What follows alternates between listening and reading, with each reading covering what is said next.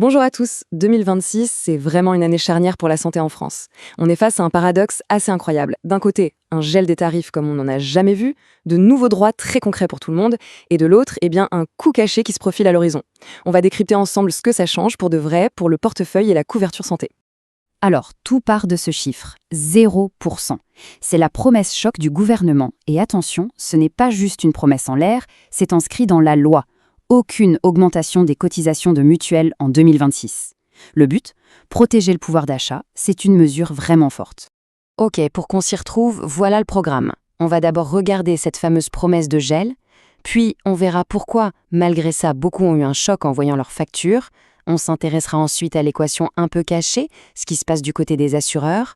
Après, la bonne nouvelle, les nouveaux droits bien concrets, et on terminera avec un plan d'action pour s'en sortir au mieux cette année. Allez, on commence par le premier point, cette promesse du gel. L'idée du gouvernement était simple et claire. Faire de 2026 une année blanche pour le budget santé des foyers. Alors, comment ça marche concrètement ? Eh bien, tout ça est inscrit dans la loi de financement de la sécurité sociale pour 2026, la fameuse LFSS. C'est écrit noir sur blanc. Interdiction d'augmenter les tarifs par rapport à 2025.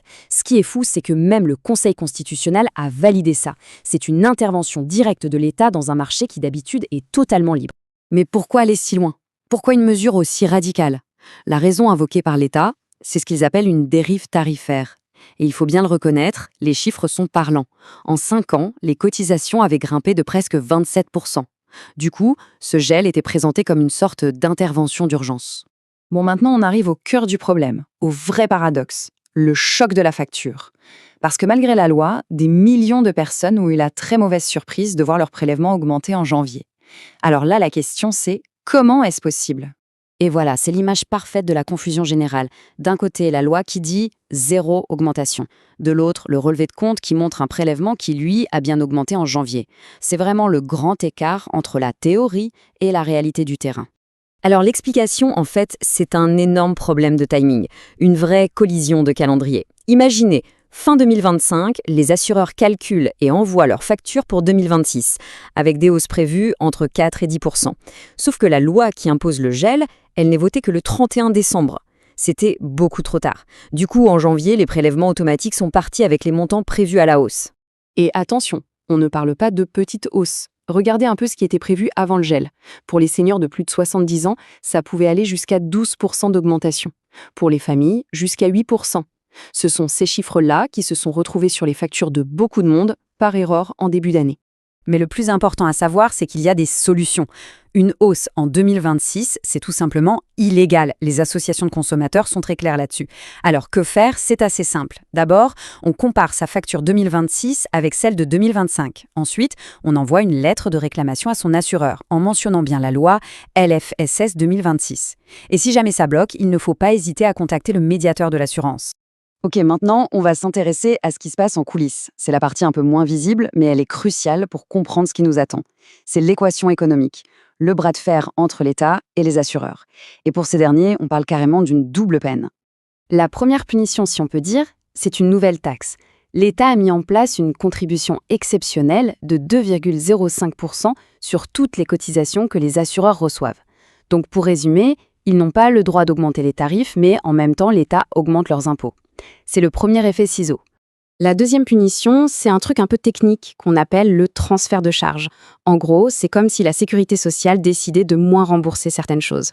Et qui paie la différence ? Eh bien, ce sont les mutuelles, automatiquement. Pour elles, c'est une augmentation de leurs dépenses, mais qui est totalement invisible pour nous au moment où on se fait soigner. Et là où ça devient vraiment parlant, c'est quand on regarde les chiffres. Ce n'est pas anodin du tout. On parle de 400 millions d'euros de frais d'hôpital qui passent de la Sécu aux mutuelles. 100 millions de plus pour des médicaments pour les patients en affection de longue durée. C'est un coût absolument colossal que les assureurs doivent éponger cette année sans pouvoir le répercuter sur nos cotisations. Bon, mais attention, 2026, ce n'est pas seulement une histoire de taxes et de complications. Il y a aussi une contrepartie, et pas des moindres, de vraies avancées sociales, des nouveaux droits très concrets pour tout le monde. Et là, on parle de la plus grande révolution de l'année, l'élargissement du fameux 100% santé.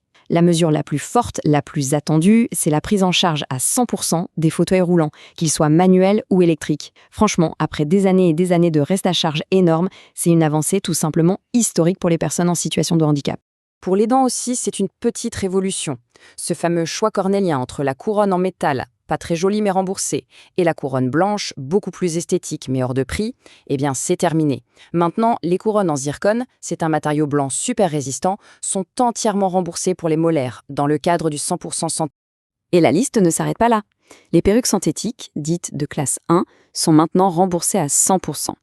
On voit aussi apparaître de nouveaux parcours de prévention, appelés pré-ALD, pour les personnes à risque, qui donnent accès à des diététiciens, des coachs d'activité physique. Et enfin, le bilan dentaire gratuit Me tes dents est prolongé jusqu'à l'âge de 26 ans.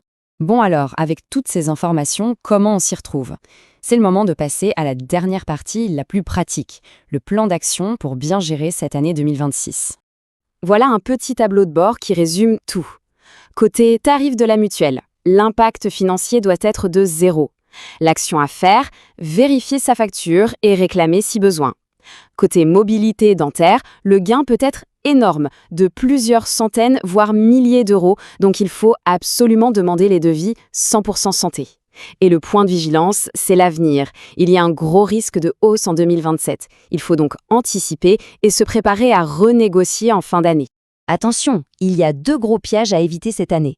Le premier, c'est de laisser passer une augmentation de sa cotisation. Non, la loi est de votre côté, c'est illégal. Le deuxième piège, c'est de faire attention si votre assureur vous propose de changer de contrat. Ça peut être une technique pour vous faire signer un nouveau contrat qui, lui, ne serait pas concerné par le gel et donc qui serait plus cher.